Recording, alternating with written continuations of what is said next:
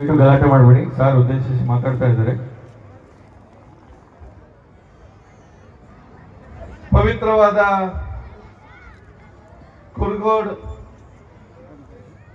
ಶ್ರೀ ಕಾದಲಿಂಗ ಸಜ್ಜಾದ್ರವರ ದರ್ಗಾ ಶರೀಫಿನ ಈ ಒಂದು ಪವಿತ್ರವಾದ ಸನ್ನಿಧಿಯಲ್ಲಿ ನಡೆಯುವಂತ ಈ ಒಂದು ಧಾರ್ಮಿಕ ಸಾಮಾಜಿಕ ಮತ್ತು ಸೌಹಾರ್ದದ ಕಾರ್ಯಕ್ರಮದ ಸಭಾ ಅಧ್ಯಕ್ಷರು ವಹಿಸಿಕೊಂಡು ನಮ್ಗೆಲ್ಲರಿಗೂ ದುವಾ ಮಾಡಿ ತನ್ನ ದಿಕ್ಸೂಚಿ ಸಂದೇಶ ನೀಡಲಿಕ್ಕಿರುವಂತಹ ಇತಿಹಾಸ ಪ್ರಸಿದ್ಧ ಹಾಗೂ ಪವಿತ್ರವಾದ ಗುಲ್ಬರ್ಗಾ ಖಾಜಾ ಬಂದೇ ನವಾಜ್ ದರ್ಗಾ ಶರೀಫಿನ ಪ್ರಮುಖರಾದಂತಹ ಸದರ್ ನಿಶಾನ್ ರಾಜ್ಯದ ವಕ್ಫಿನ ಸಮಿತಿಯ ಅಧ್ಯಕ್ಷರಾಗಿರುವಂತಹ ಸೈಯದ್ ಅಲಿಬಾಬಾ ರವರೇ, ವೇದಿಕೆ ಮೇಲೆ ಉಪಸ್ಥಿತರಂತಹ ನಮ್ಮ ಬಹುಮಾನ್ಯರು ಆದಂತಹ ಬೀದರ್ ದರ್ಗದ ಸದರ್ ನಿಶಾನ್ ರವರೇ, ಬಹುಶಃ ಈ ಒಂದು ಪವಿತ್ರವಾದ ಸ್ಥಳದ ಕೇಂದ್ರ ಸ್ಥಳವಾಗಿರುವಂತಹ ಕೋತಲಂ ಪ್ರದೇಶದ ಸದರ್ ನಿಶಾನ್ ಆಗಿರುವಂತಹ ಸೈಯದ್ ಜೈನುಲ್ ಆಬಿದೀನ್ ಅವರೇ, ಅದೇ ರೀತಿ ವೇದಿಕೆ ಮೇಲೆ ಉಪಸ್ಥಿತರಂತಹ ಸಜ್ಜದಾಗಿರುವಂತಹ ಸೈಯದ್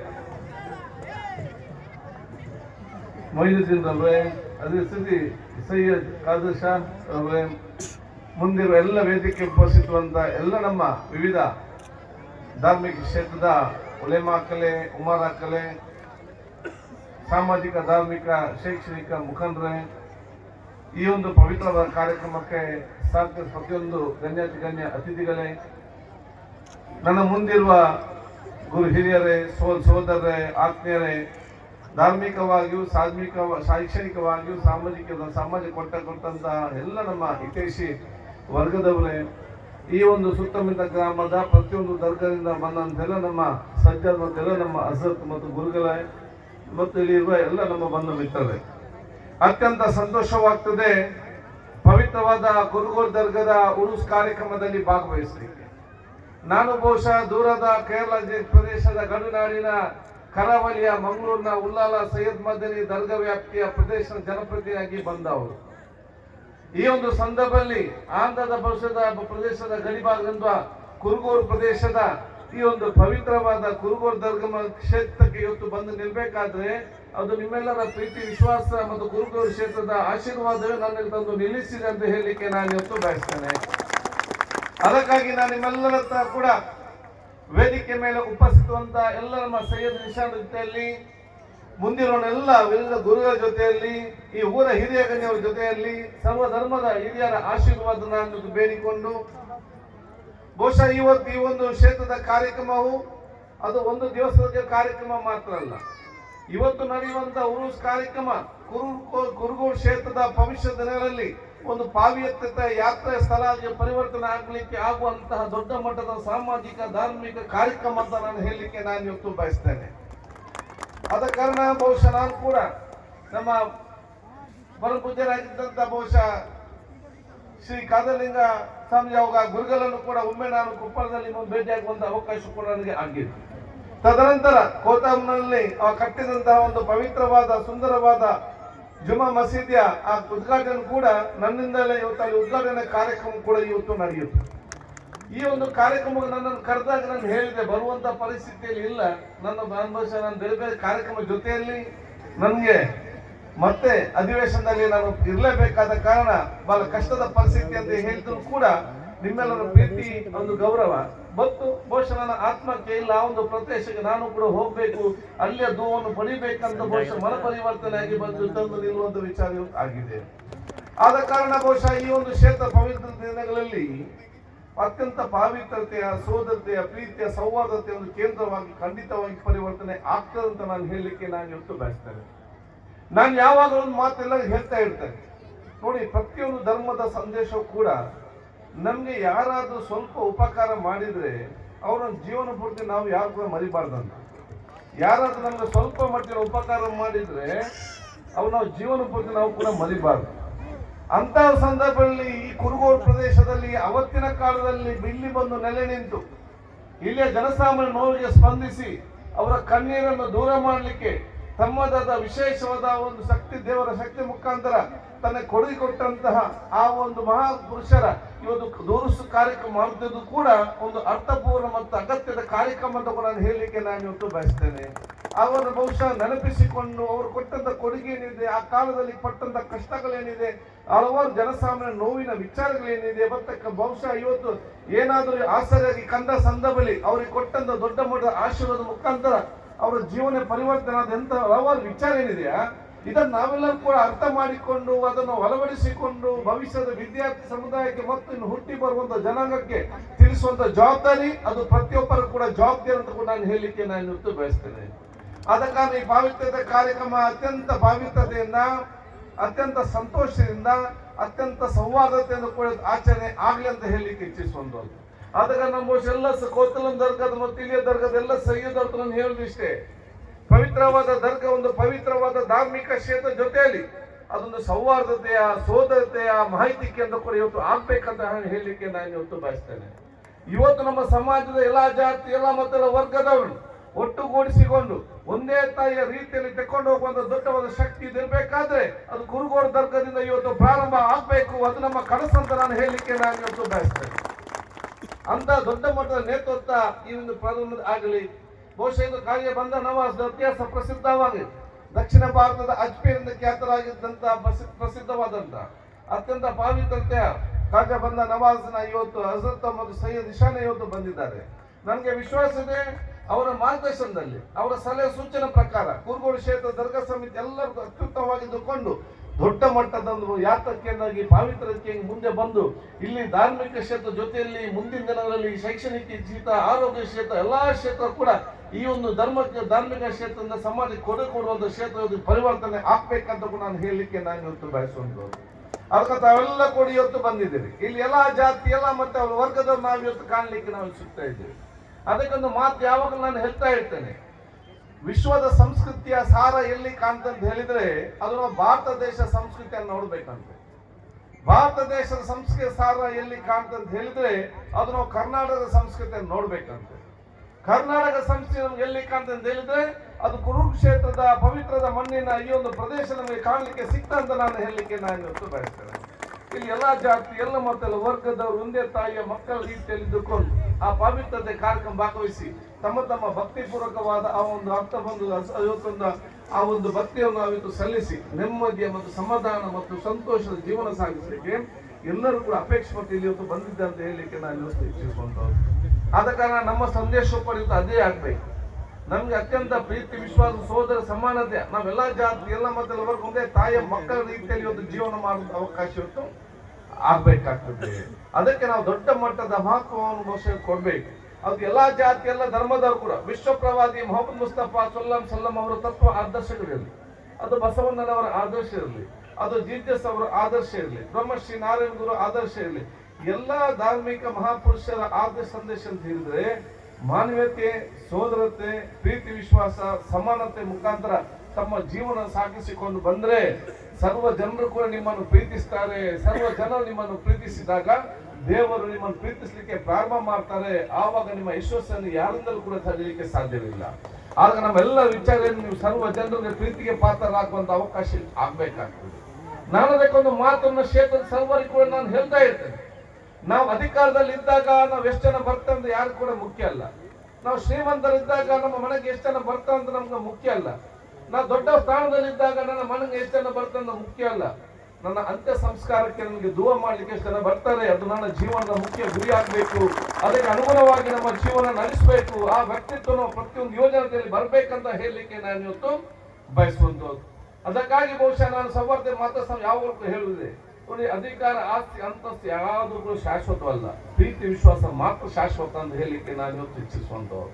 ಆ ಪ್ರೀತಿ, ವಿಶ್ವಾಸದ ವ್ಯಕ್ತಿತ್ವವೇ ಅಂತಹ ಮಹಾಪುರುಷದ ವ್ಯಕ್ತಿತ್ವ ಮೈಗೂಡಿಸಿಕೊಂಡು ಹೋಗ್ಬೇಕಂತ ಹೇಳಲಿಕ್ಕೆ ನಾನು ಇಚ್ಛಿಸ್ತೇನೆ. ಇವತ್ತು ನಾನು ಇಲ್ಲಿ ಯುಟಿ ಖಾದರಾಗಿ ಮಾತಾಡ್ತೇನೆ, ನಾನು MLA ಆಗಿ ಮಾತಾಡ್ತೇನೆ, ಸಭಾಧ್ಯಕ್ಷನಾಗಿ ನಾನು ಮಾತಾಡ್ತಾ ಇದ್ದೇನೆ. ನಾನು ಎಲ್ಲಿಂದ ಹೋಗುವಾಗ ನನಗೆ ಏನಾದ್ರು ಹೆಚ್ಚು ಕಮ್ಮಿ ಆದ್ರೆ ನೀವು ಯಾರು ಕೂಡ ನನ್ನ ಮನೆಗೆ ಬಂದು ಯುಟಿ ಖಾದರ್ ಇದ್ದಾರ, MLA ಇದ್ದಾರ, ಸಭಾಧ್ಯಕ್ಷರಂತ ನೀವು ಯಾರಾದ್ರೂ ಕೇಳ್ತೀರಾ? ನೀವು ಒಬ್ಬರು ಕೂಡ ಗೆಲ್ಲುದಿಲ್ಲ. ಯುಟಿ ಖಾದರ್ ಇದ್ದಾರ, ಸಭಾಧ್ಯಕ್ಷರು ಇದ್ದಾರ ಅಂತೇಳಿ ಯಾರಾದ್ರೂ ಕೇಳ್ತೀರಾ?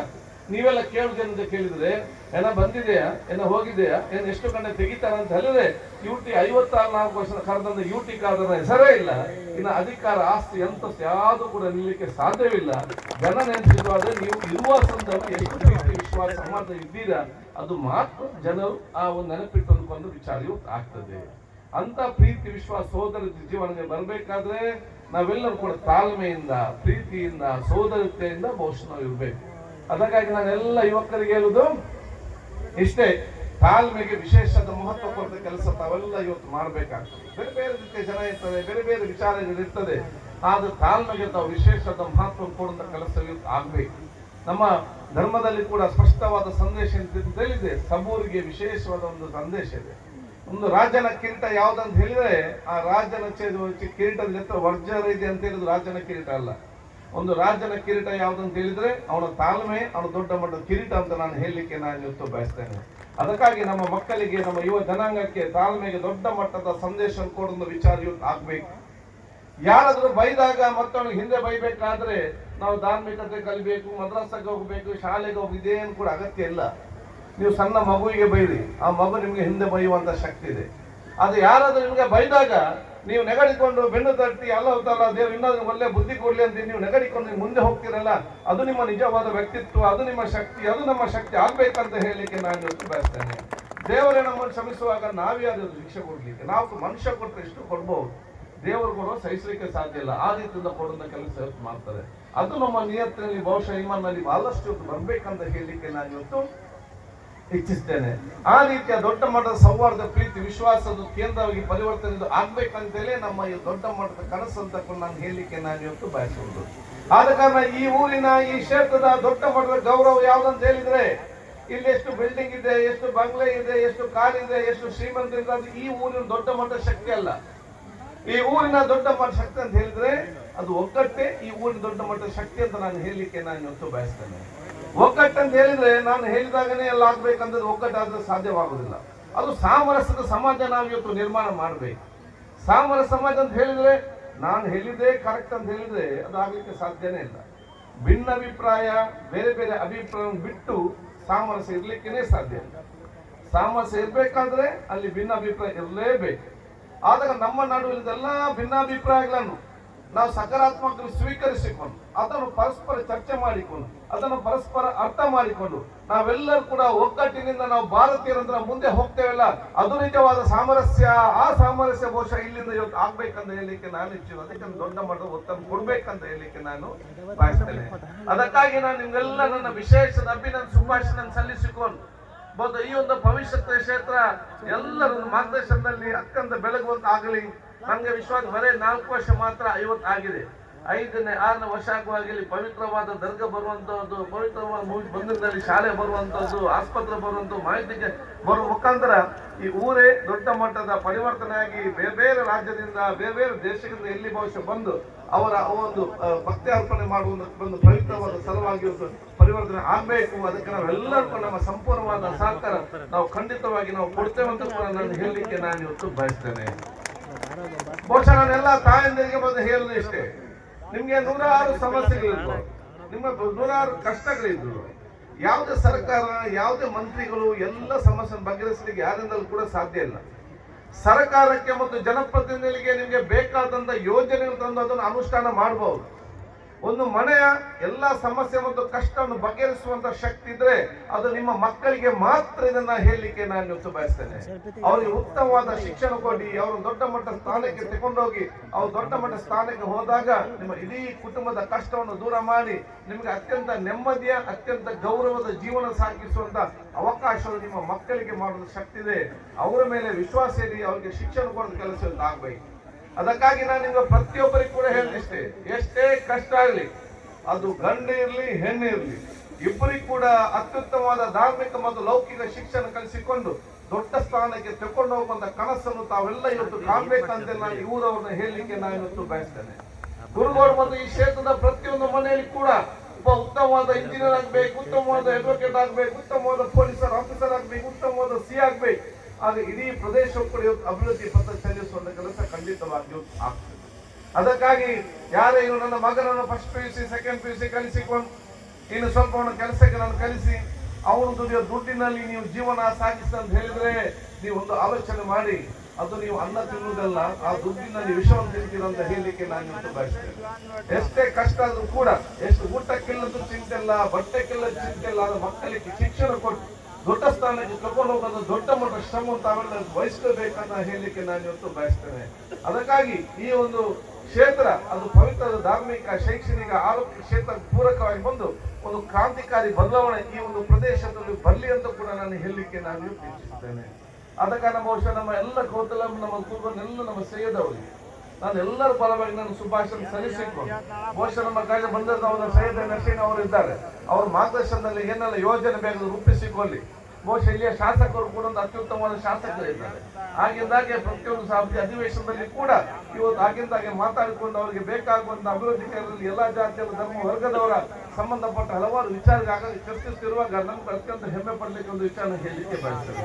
ಅವರೆಲ್ಲರ ಸಹಕಾರ ಪಡೆದುಕೊಂಡು ಇದನ್ನು ಅತ್ಯಂತ ಅಭಿವೃದ್ಧಿಯ ಒಂದು ಕ್ಷೇತ್ರವಾಗಿ ಮುಂದೆ ಪರಿವರ್ತನೆ ಆಗುವಂತ ಕೆಲಸ ಆಗಲಿ. ಈ ಒಂದು ಉರುಸ್ ಕಾರ್ಯಕ್ರಮದಲ್ಲಿ ನಿಮ್ಮೆಲ್ಲರ ದುವಾ ಪಡೆಯುವಂತ ಅವಕಾಶ ನಮ್ಗೆಲ್ಲರಿಗೂ ಕುರಿತು ಸಿಕ್ಕಲಿ ಅಂತ ಕೂಡ ನಾನು ಹೇಳಲಿಕ್ಕೆ ನಾನು ಇವತ್ತು ಇಚ್ಛಿಸ್ತೇನೆ. ದುವಕ್ಕಿರುವಂತ ಶಕ್ತಿ ಬೇರೆ ಯಾರಿಗೂ ಯಾವುದಕ್ಕೂ ಇಲ್ಲ ಅಂತ ಹೇಳಲಿಕ್ಕೆ ನಾನು ಇಚ್ಛಿಸುವುದು. ದುವಕ್ಕೆ ವಿಶೇಷವಾದ ಶಕ್ತಿ ಇದೆ.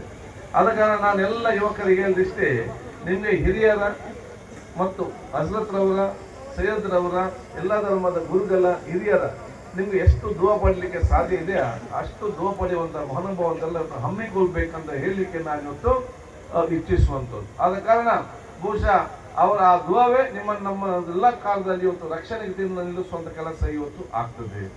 ನಾನು ಬಹುಶಃ ದೀರ್ಘವಾಗಿ ಮಾತಾಡದೆ, ನನಗೆ ಮತ್ತೆ ಈಗ ಹುಬ್ಳಿ ಹೋಗಿ ನಾಳೆ ಮತ್ತೆ ಅಧಿವೇಶನ ಪ್ರಾರಂಭ ಮಾಡಬೇಕಾದ ಸಂದರ್ಭದಲ್ಲಿ ನಿಮ್ಮೆಲ್ಲರ ಆಶೀರ್ವಾದ ನಾನು ಇವತ್ತು ಬೇಡಿಕೊಂಡು, ತಾವೆಲ್ಲರೂ ಕೂಡ ಈ ಒಂದು ಪವಿತ್ರ ಕ್ಷೇತ್ರಕ್ಕೆ ತಮ್ಮಿಂದ ಎಲ್ಲ ರೀತಿಯ ಸಹಕಾರ ಕೊಡುವ ಮೂಲಕ ಯಾವುದೇ ಒಂದು ಸಂದರ್ಭದಲ್ಲಿ ಇದನ್ನು ಅತ್ಯಂತ ಅಭಿವೃದ್ಧಿ ಪಡಿಸಿಕೊಂಡು ಮುಂದೆ ಹೋಗಿ ತಮ್ಮೆಲ್ಲ ಊರವರು ನಿಮ್ಮೆಲ್ಲರ